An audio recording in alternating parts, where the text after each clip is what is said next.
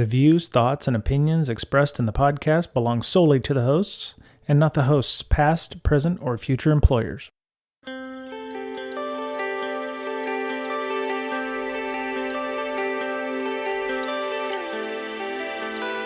Hello, hello. Welcome back. It's Brian, Mr. Boettcher, and Miss Berlin for Regular Down Security. Yay. Yeah. Hello. Happy Easter. Yes, when this was recorded, it was Easter. So I'll fix that in post. Happy belated Easter to everyone. Right. Happy 4 weeks ago Easter. Happy real Easter to you four people. Right. Appreciate that. Thank you. Thank you. Happy fertility goddess pagan ceremony, whatever it is. Yes. Yeah. Never floats. Yeah. With the bunnies and stuff. That's right. So, Mr. Boettcher, Miss Berlin, how are you doing? I'll start with Miss Berlin first. She's been on hiatus here for the last few weeks, working things out, some family stuff. It's better now. It's better now. Cool. I had a court Zoom meeting, so that was fun. Interesting. Twice. So yeah, that was not great, but interesting. It actually went, I think everything that I was going through went way faster because they were able to do it over the phone. Nice. That's the important thing. Whereas, I don't know. It was like, oh yeah, you have time for a call at 3:00 today. I'm like, all right. Maybe we'll see more of that. Maybe we'll see more of that in the future. So yeah. But everything's good now. Cool. Mr. Boettcher, how about yourself? You're staying at home, got the wife. The wife's on the front line. She's necessary personnel. So is it you and like 4 kids? Yes. Oh my. She goes to work every day, almost every day. So she's out there with the face mask and all that. That's true. She's a pharmacist, so she's doling out medications for the sick folks. So that's good, and hope she stays safe. My oldest is going to work. Yeah. Now, yeah. But he works in the middle of a golf course or not around anybody, so it doesn't really matter. Right. I was going to say that we have people. If you have neighborhood pages on Facebook or whatever, people are bitching about, oh, the lawn care people are out, and are they really necessary? And I'm like, well, they're outside and they're keeping 6 foot of distance mostly. I'm like, what's the problem here? But some people just got to have something to bitch about, I think. So let's bring our interviewer on because damn it all. Let's bring our interview on this week. We'll ask him some questions and then get to the meat of our matter. Cameron Smith, welcome to the show. Hi, Brian. Thanks for having me. Right on. Pleasure to be here. Excellent. How are you doing? I understand that you're an extrovert. My apologies. I am an extrovert, and quarantine is super awesome. Quarantine's a new 4-letter word, I think. Yeah. It is. Yeah. It is. What even is quarantine? Just ask some people on social media anyway. Quarantine is what people should be doing to their data and their systems on network segments, but that doesn't happen.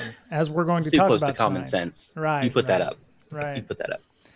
You should.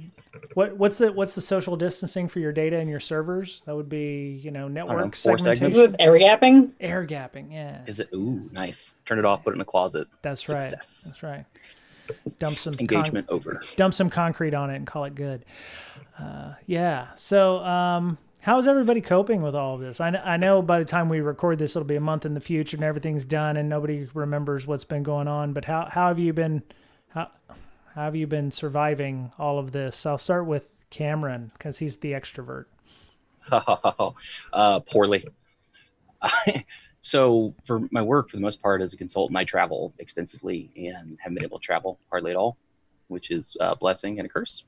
Part of the job I like the least. I know everyone likes, I love travel. It's gross. So that's been nice, but ultimately just not seeing and interacting with people in meet space has been painful. I like in-person conversations, coffee, got lots of hobbies, lots of friends, just like to do real life stuff, and feels like a lot of life got put on pause. Yep. On top of interacting with my family all the time, every day, endlessly. So makes sense. Both a blessing and a curse. Yeah, Mr. Boettcher has 4 kids. So are they taking care of themselves, or do you have to like flex your hours or work from 8 p.m. to 4 a.m. to make sure that you're still dad and everything?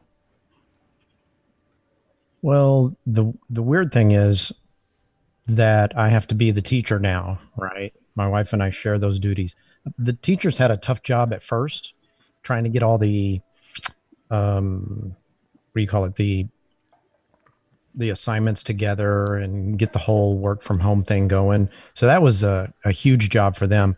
But now I think they're kind of on easy street at this point. They just send the assignments and we have to do that. Throw it over the fence and call it good. Yeah. Yeah. So yeah, it's tough. Yeah. What's hard is having a senior that, he has like 25 days of school left and doesn't need any of these. He needs 2 of the credits to graduate, and he would rather work. So how do you convince him to actually do any of his work? He's like, I already took 4 years of art class. I don't have to do any of this stuff. Well, you're not wrong. I feel like I got a buddy who's got twin boys, 21. We're going to turn 21 on St. Patrick's Day this year together. Like super Irish. Yeah.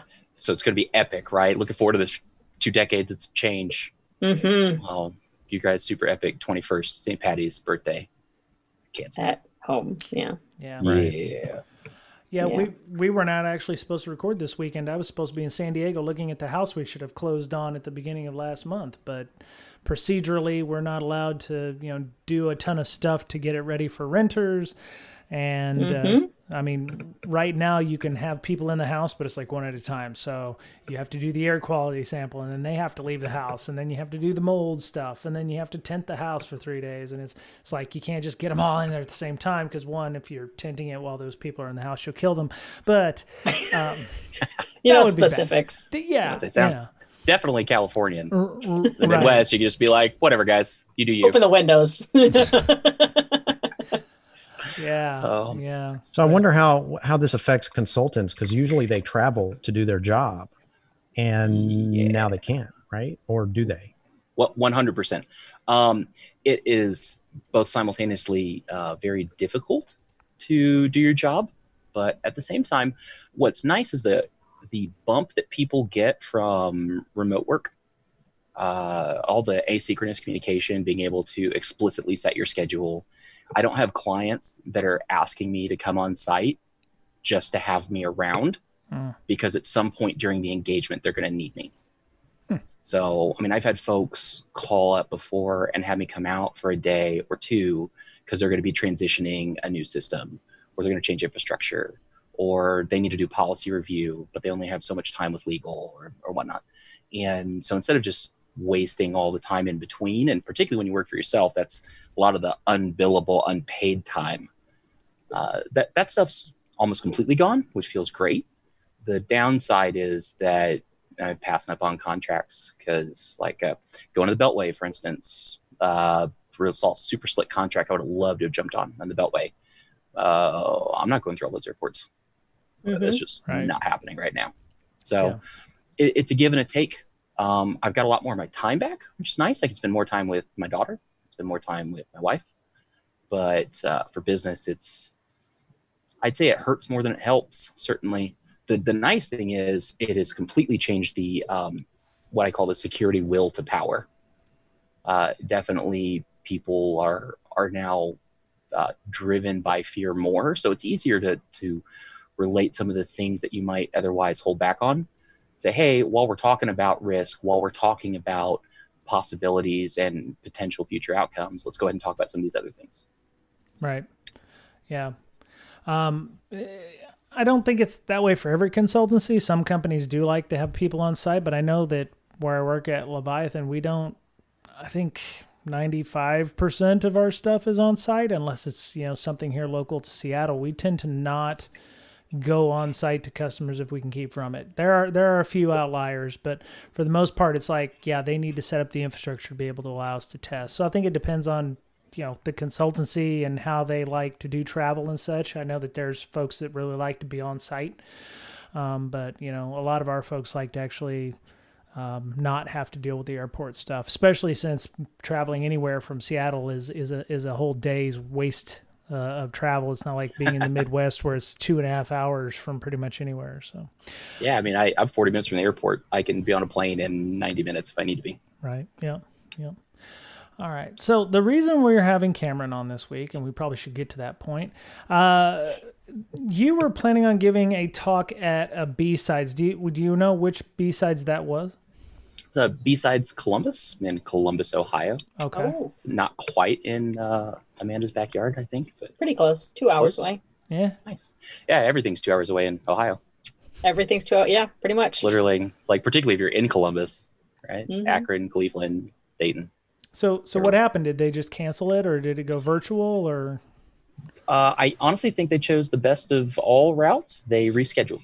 Oh, okay. So they did it in a way that was positive. They didn't lose the engagement. They didn't lose the opportunity like a lot of conferences have.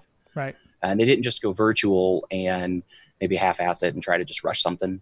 Instead, they said, hey, we're going to try this again this fall. Okay. You guys want refunds? If you bought training, whatnot, here you go. And I think that's the best way. There's a lot of conferences that just ate a lot of that themselves. And Yeah, it's weird, some of them are. I've seen them do like half and half almost. Yeah. Yeah. What's weird, some of them are apparently financed literally tip to tail.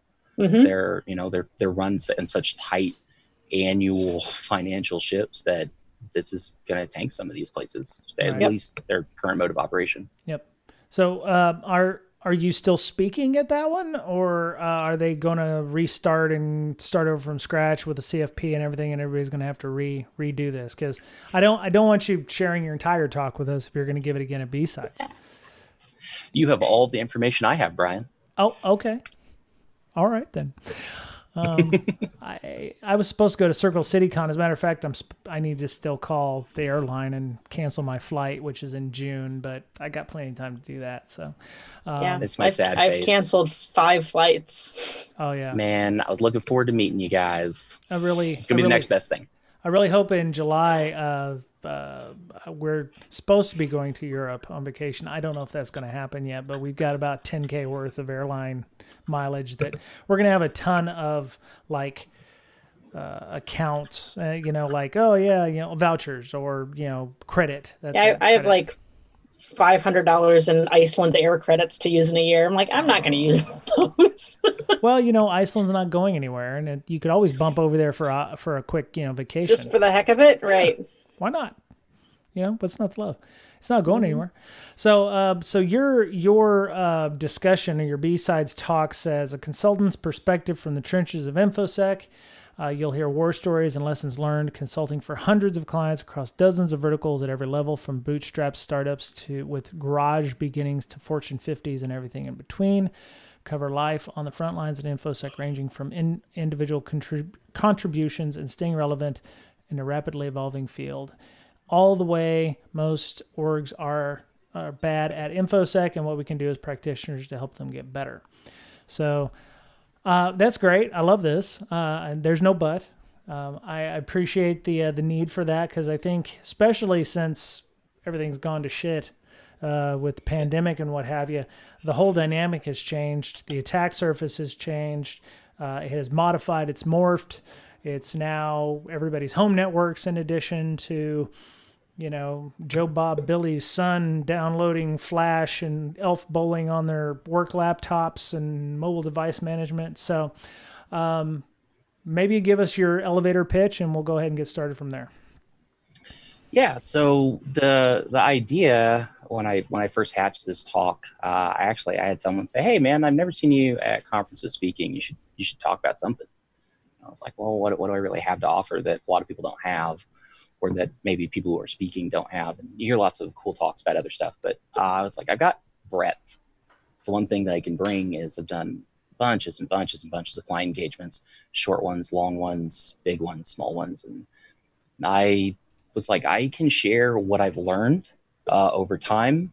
When I was in the military, I know I learned the most from the guys that have been there a long time. And so it was one of the things that I appreciated. And there's a great parallel paradigm to cybersecurity.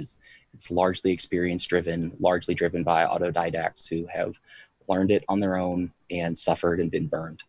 And so in theory, I can share that what I've done and what I've failed to do in times with other people, and they can make their own brand new mistakes instead of make my mistakes over again. Nice. That's awesome. So some of the highlights you wanted to hit was security is a really crazy industry. Constant threats, wild, wild west, still complacent and ignorant clients and dependents. What are the dependents in your thoughts there when you say, complacent clients or dependents? Is that their third parties or their fourth parties? So I like to differentiate between clients and dependents. The dependents are the folks that rely on you for security, but they're not necessarily your clients, right? Client's somebody I have a relationship with, somebody that is paying me to perform a service or to give them some advice or to implement a system, heaven forbid. So for the most part, that distinction is really important because you help clients accomplish what they're trying to accomplish because they're your client. There's a transactional relationship there. You're helping the dependents that you have, essentially, usually they're your clients' clients, right? You're helping them because if company A doesn't get something fixed, critical application B is going to break, and they sell that to maybe a bunch of small businesses. Common examples: accounting software, payroll software, logistics software, etc. Okay. So you mentioned resource and budget constraints. I'm assuming a lot of this was written before we all went work from home and everything. So not only is there resource and budget constraints, but there's new technologies. The resources have changed quite a bit, or people are just dropping in a VPN and calling it good, or we really need to be able to handle and deal with the work from home stuff. Have you seen any recent stuff in the last couple months that is scary? Yeah, actually, the thing that I think, honestly, the probably perfect illustration of what I mean by security is a really crazy industry, and it is the Wild West. All of a sudden you could be going along, you're rolling out a stagecoach or whatnot, and then you got bandits that show up and start shooting everybody, right? Perfect example here. You got this all of a sudden overnight work from home mandate that happens, and I'm not even talking about the federal mandate. I'm talking about when the CEO comes in and tells the IT team, "Hey guys, PS, I know it's 08:43 Monday, 08 tomorrow. Everyone's working from home.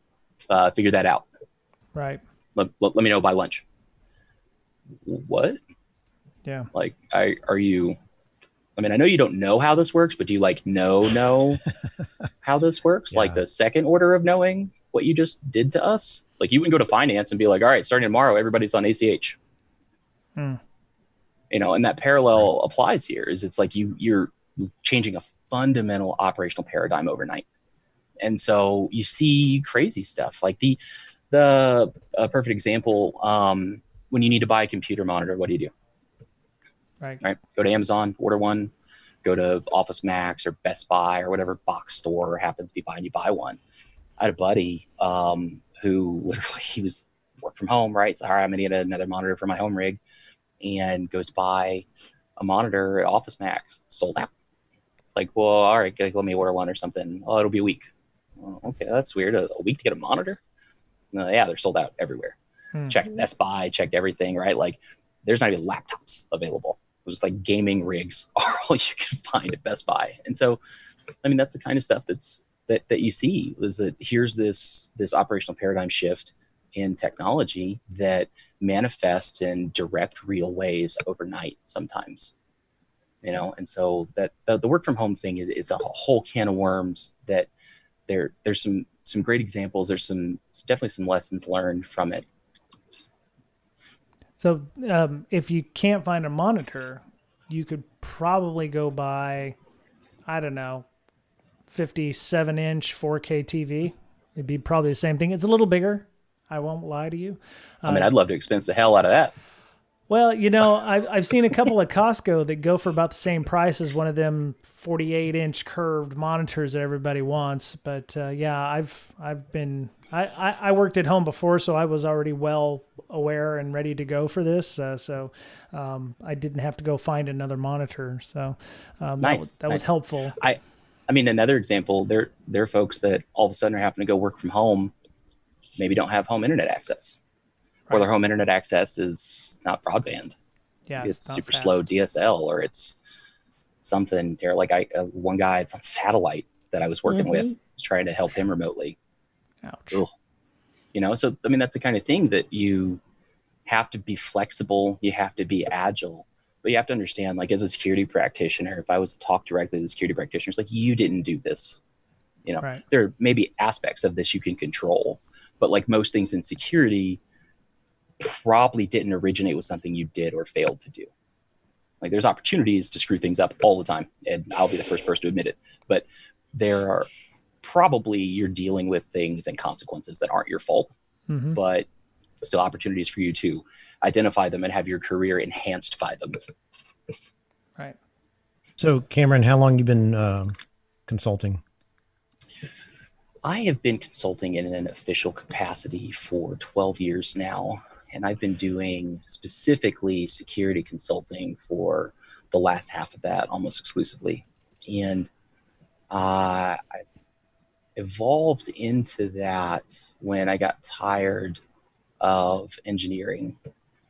I realized a lot of people that had the jobs I wanted, I needed them to retire or die to take them. Oh, yeah. And lateral moves are painful and difficult and scary sometimes. So naturally, you know, 21-year-old Cameron, his motivation is like, well, I'll just change where I have to do lateral moves all the time, right? That's totally a solution to that problem. But have you seen any improvement in the security realm in that time frame, as far as being able to defend against an attack? And I know that the attacks are evolving as well, but I mean, is it, you say it's the Wild West, but you know, are the good guys getting better? If I were to put money on the line, I would not bet on that. It's not trying to be inherently negative, but it's part of the paradigm where defenders need to be right all the time, everywhere. And being right also has an expiration date. What's right now, right? Perfect example. What was right 3 months ago is not right today. There are security departments out there that did not have work from home protocols. They did not have protocols to allow people to access their critical corporate infrastructure. Like, how do you do DLP in a distributed work from home environment? There's solutions out there, and I'm sure people would love to sell them to you. But that was even part of the model. with everybody in an office. Right? Exactly. You know. So yeah, sure. Let's just, let's open up RDP and point at the internet. That's the answer, right?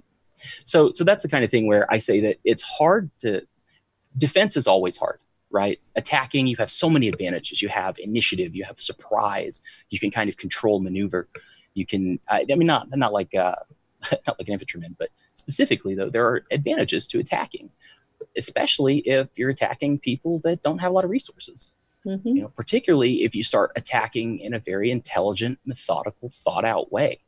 I don't need to attack someplace that has this super small attack surface that's really hardened. If I can just drop a USB drive in the parking lot and let somebody who's really polite try to figure out who owns it for me. And so those are the things that I think makes defense hard. You got to think through all those things. Everybody harps on threat modeling all the time. And I mean, I know it's like a unicorn for security. Hardly anybody does it right. Most people haven't seen it somehow. But again, it's hard to do. If you look at threat models from 5 years ago and you look at threat models from now, how much do you think they've changed? I think it'd matter if you did it when everybody was in the office and you haven't added about 50 to 100 new applications or technologies. I think a threat model is a point in time, very much like a PCI requirement, or if you start changing processes or something, you're introducing new risk that needs to be chronicled or added to a risk register in this case. So it's an ongoing process. Something needs to happen on a regular basis, not just, here's our yearly threat model, because it's not going to work. Yeah, they're beautiful historical artifacts for organizations, and usually one of the first pieces of intel I try to source from a client. It's is I'll come in and I'll say, hey, do you have a threat model? A, have you done any threat modeling? Like, what did you model? Who was involved? Do they still work here? Can I talk to them? Basic stuff. But what are you going to do with that data? Yeah, exactly. I got to say that more clients than not don't have it. Hmm. I mean, what better than chance odds they don't have it.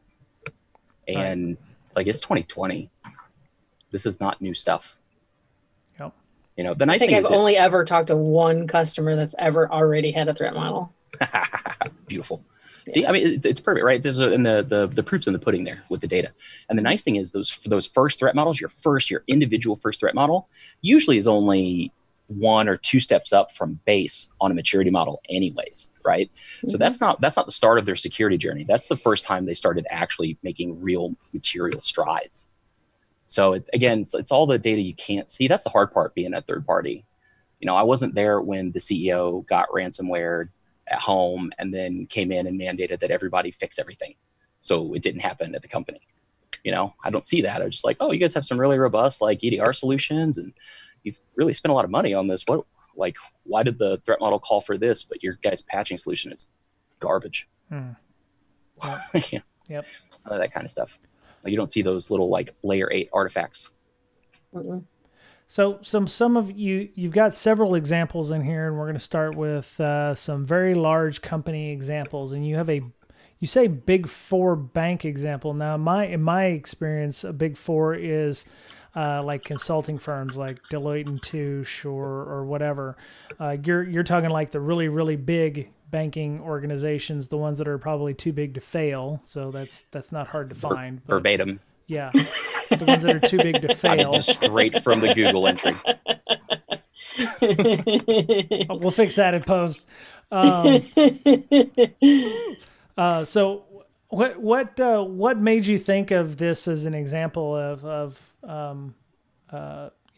something, the problems that they're having there?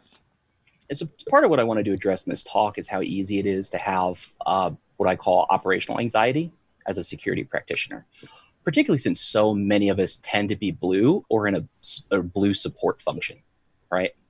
And so it's one of those things where if you're doing cyber defense, like there's lots of places to fail. You randomly, quote unquote, randomly fail, right? And it carries a lot of risk and a lot of pain and a lot of consequences. And so what I wanted to do was show that from top to bottom, tip to tail, no matter how well financed or how large or how sophisticated, there are very, very, very large organizations that have functionally bottomless resources that still get this wrong. And so that was one of the reasons why I wanted to include some of these large examples. We've got customers in here that measure their revenue in billions of dollars. They should be able to afford a properly managed cybersecurity company. Right. They have multiple VPs of security, CISOs, CIOs. Like, there's some educated people that should be here, right? In theory. All right. I'm assuming that they're not, or could it be political climate? Could it be, how, is it we got by on the skin of our teeth today. We don't have to worry about necessarily, having to deal with a crisis until it actually happens. Is it a lot of, that won't happen to us because, we're too big to have an issue. I mean, what kind of things are causing causing your heartburn there? I think that it's comes from two things really. It's certainly not in most organizations, for super large organizations, it's not an ignorance of consequences, and it's certainly not a feeling of vulnerability, right? It's not something where they're like, oh, well, we'll never get hacked. No big company's ever been hacked. I mean, you'd have to be missing some brain cells to really accept that as truth at this point. So I think that what's happening there is two things, at least from my perspective. One, you have some people that are making decisions based on information they have that they filter through the frame of their experience. And this layer 8 is painful, right? It's always this human and political domain. You see this kind of human terrain within an organization, and what they do is they've got this guy over here for this functional area, maybe he really cares about security and he's working really hard to integrate his functional area with the security team. You've got this fellow over here who's working really hard to just get his stuff fixed, whatever his issues are. And security is the department of no. And every time I talk to them, I just get shut down, and I don't want to do that. And then you've got people, on the board, you've got people in the C-suite that are making $1, $3, $5, $10,000 an hour. And what happens is that to communicate with those people, you have to break things down almost the way you would explain it to a child. And it's not because they're dumb, but it's because at $10,000 an hour, you're able to get so little of their attention at any one point in time that you have to make it incredibly simple, and you have to speak the language that they speak. And this is where I kind of turn this in on security is we can only control what we control, right? I can't just snap my fingers and make a client buy a product. I can't snap my fingers and make them go back in time and not write their application in a stupid language. I can't just wave my wand and fix a bunch of stuff. What I can do is I can go into the C-suite and I can call on some allies like general counsel typically. Mm-hmm. I can talk to them in the language they understand, right? Dollars and cents. Peer group experience, not peers necessarily theirs directly, little people like capital P, other organizations their size, other CEOs their size, other CEOs of organizations that are that large, brand damage, contractual obligations. You can talk to them and say, hey, you have to worry about GDPR. He fell asleep by the time you got to pee, right? But if I say, if we lose even one European citizen's data, we're going to suffer millions and millions of dollars in damages. Right. And that can be done this easily. And you drop a USB drive, right? Whether that has any real material relevance to their situation or not, I just got another 5 minutes of that guy's time, and he might be paying a little bit more attention to what I have to say after that. You got to craft these little elevator pitches to these folks, even for people who are paying you to be there. So it's not a matter of resources. It's not a matter of that. They're doing so many things in so many areas, and they have so many people under them. Their functions are so complex. I mean, the world's not simplifying, right? And security is just one more facet that's getting more complex. Yeah. And it doesn't help that security is kind of like insurance, right? You have a bunch of money that you need a premium. You pay a premium up front, and the benefit may never be realized. Mm-hmm. Of course, in this day and age, it probably will, but it's hard to justify that. It's hard to picture the benefit actually coming true for investing in security. Well, 100%. And this is one of the things that all consultants, for the most part, struggle with, right? Everything in life is a value proposition, from literally negotiating how much I'm going to order at a restaurant to crafting a pitch to a $10,000 an hour CEO. Everything's a value prop. And what I've got to do is I have to explain what the value proposition is in a way that makes sense to somebody who, at risk of sounding slightly ageist, probably needs help working their cell phone. And it's painful and it's hard, but it has to be done because these are the people that have decision-making authority for the most part in the organizations that I've worked with, from top to bottom. I mean, in startups, you get a little bit luckier. You get a little bit more leeway often. You can directly access some of these people and influence them. But for these really large orgs, I've got to convince some person who honestly might have great grandkids about the danger that ransomware presents in a way that's digestible. It's not that he can't understand it or she can't understand it. It's that I can't make the technical depth relevant. So I just have to speak in terms of consequences. And you have to talk the language that they understand. It's almost like these folks speak a completely different language. We have a living lexicon, not just in security, but just as human beings. And you got to use the right one to access the right people. Well, I don't even think that's ageist, because depending on what industry you're going to talk to, you could have a 25-year-old person that still has absolutely no idea what any of that means. So, I mean, the consequences are going to work no matter who you're talking to. They do carry over one-to-one. I mean, it's the same. It's the same across. Specifically referencing like the large industries or the really large organizations. I've seen, from my experience, the C-suite skews much older. And so it's just one of those things that's hard. Maybe that could be because, I'm a young guy. I'm 33. I'm a millennial. I'm digital native.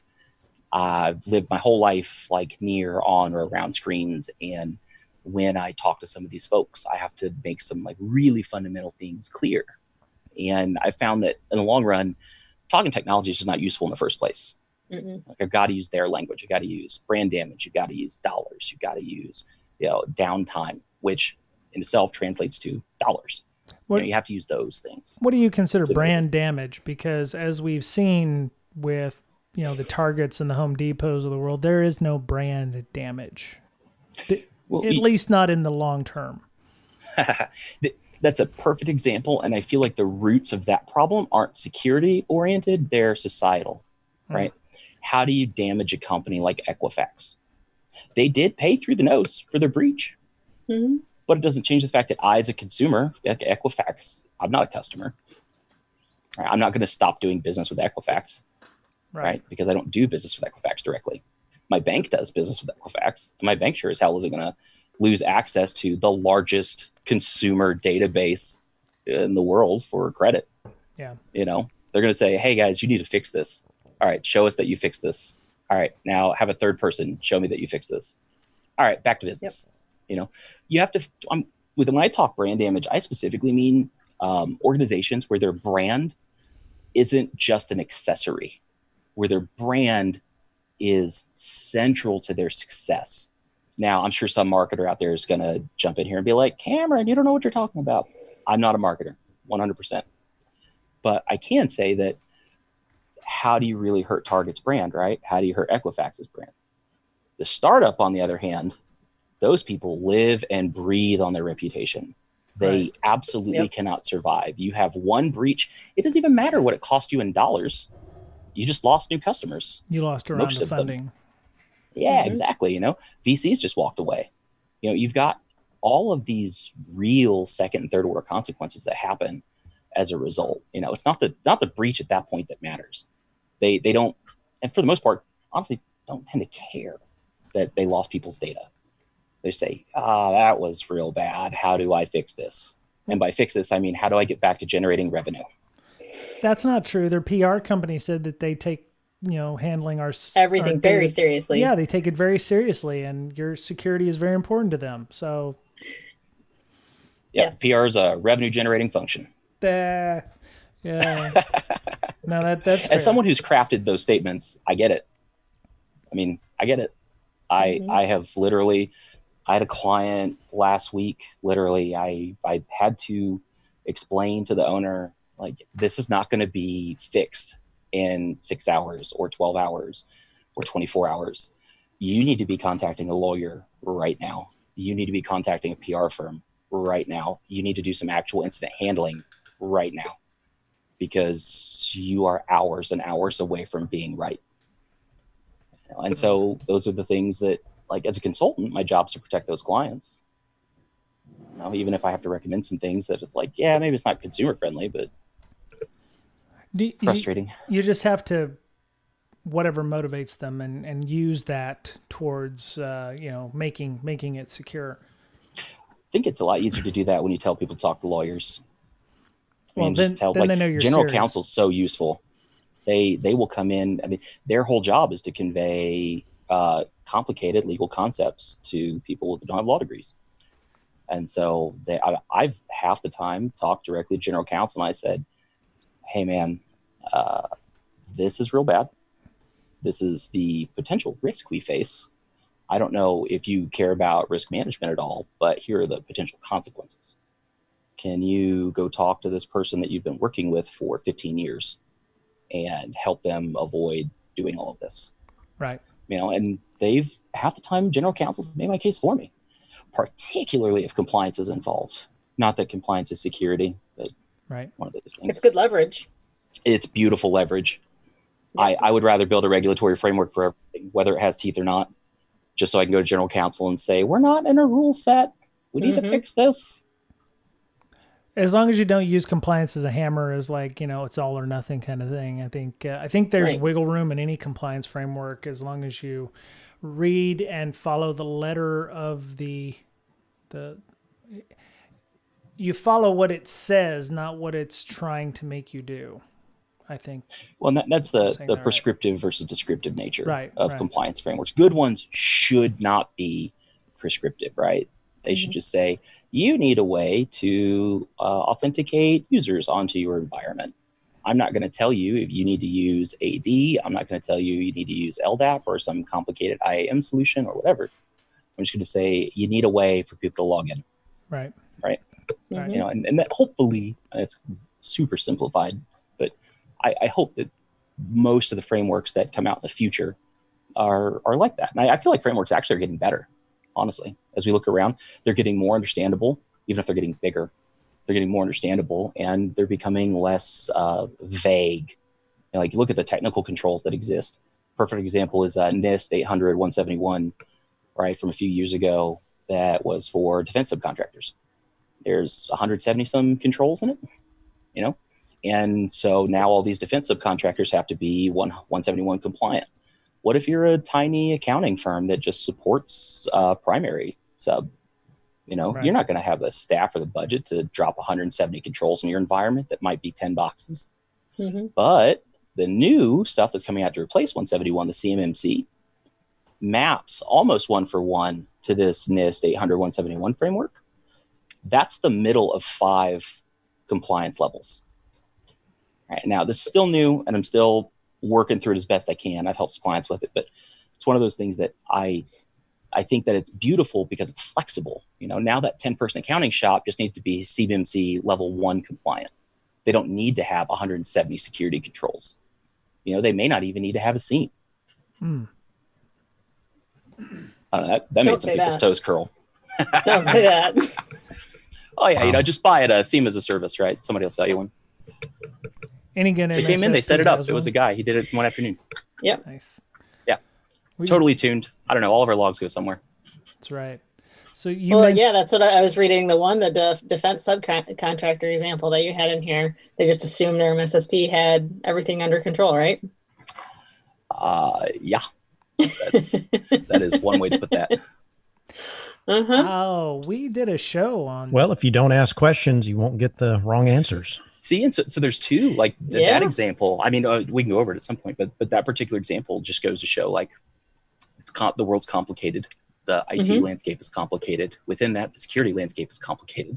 Yep. And you've got that many layers of abstraction between overall decision making, executive decision making, buck stops here decision making, and the boots on the ground that make your company work. Those layers of abstraction are not healthy in most instances. And that was it for part 1 of our discussion with Cameron Smith. I learned a lot about different industries on this episode. Part 2 next week, you're also going to hear about some different industries. If you work in these industries, you've been a consultant in some of these industries, I'd love to hear your feedback on Twitter or, send us an email. Maybe, you have other insights that we might have glossed over or missed. I'd love to hear some of those stories. Maybe we'll bring them up in a future podcast. Let us know, bds.podcast@gmail.com, or you can hit us on Twitter at BrakeSec, BRAKESEC. You can follow Ms. Berlin at InfoSyster, INFOSYSTIR. Mr. Boettcher's at Boettcher Pwned, BOETTCHERPWNED. And you can follow me on Twitter at Brian Brake, BRYANBRAKE. Thank you to our Patreon members. Thank you for your continued support through these weird times, through the COVID times that we'll all come back to in our halcyon days and laugh about how we were all stuck at home for months, I hope. I'd like to thank Mike D., not from the Beastie Boys, of course, but Mike D. for being a new patron, new donor. His donation helps with hosting fees, paying for Libsyn every month, for the Zooms that we use, for the content, our various classes, our book clubs that we have. If you're interested in any of those things, we're trying to keep the community running up there on our Slack, and you can send us a DM to BrakeSec or email us at bds.podcast@gmail.com, and we'll get you in there. Just added, as a matter of fact, about a half a dozen people this week who are looking to join us. We have a threat hunting and threat intel channel, blue team, red team channels, lots of news. We have a no politics clause. We have a social contract. We have a specific COVID channel if you are interested in just wanting to chat about the COVID-related items, but we are moderated. We do frown upon anything related to any kind of politics, depending on which, it doesn't matter which political party you're affiliated with. We just want to talk about security and InfoSec, and we just want to make sure that it's a safe place if you want to get away from mainstream media or Twitter or whatever social media you're looking at, and kind of have a respite from that. So please feel free to join us. Also, you can find us on iTunes, Google Play Store, iHeartRadio, TuneIn Radio app. Please leave feedback where you can. If you can't give money to the Patreon ensures that we, have a little money to pay for our podcast and hosting and time and effort, but the podcast will always be free. This is, a nice little tip jar, but if you can't give, and we understand that, leaving us feedback gives us more exposure to everyone, and does something with rankings, SEO, something algorithm, something blockchain, Bitcoin, something. I don't know. I don't have a marketing degree, so and we'll probably never be in the upper right quadrant of Gartner or Forrester or whatever junk that is. So we appreciate everybody who can help out in any way, shape, or form. Layer 8 conference. I know we recorded this around early to mid-April, but Layer 8 conference is still going on. It's still virtual. I don't know if tickets are still available, but if you are interested in checking that out, go to layer8conference.com, and you can check that and see if they are. As a matter of fact, let me go check real quick. I should have done that before, but, best laid plans. Layer8conference.com.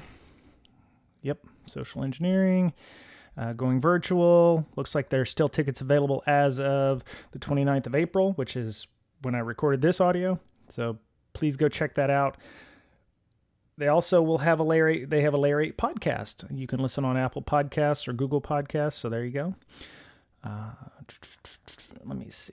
One last thing. Thank you to everybody listening. Appreciate everybody and their patronage, and hope that you're staying safe, that you're distancing yourself, and that your families are well, and hopefully we'll see the light at the end of this tunnel in the next month or so, and we'll all get out there and be able to go join and be at real hacker conferences online or offline, or traveling to our fancy places. So maybe we'll still get to go and visit everybody in Vegas in the end of August, or the middle of August. All right, well, that was it for the show this week. Cameron will be back next week with more information, more tales from the trenches, more questions and insights from us. So take care of yourselves and be kind to one another. Take a mental break if you need to. Take care of yourself, because you're the only you have. And we'll talk to you again soon.